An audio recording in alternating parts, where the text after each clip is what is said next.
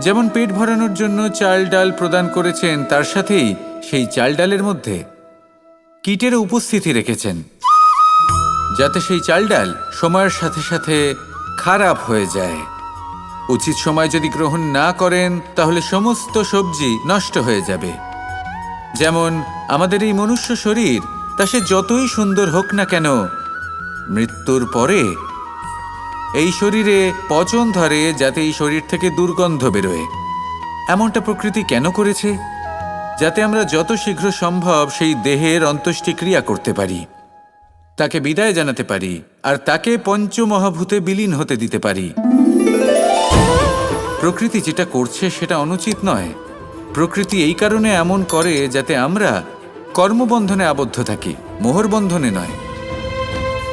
যেমন ধরুন এই শস্য, ধরুন আপনি চেষ্টা করছেন এই শস্য পেতে,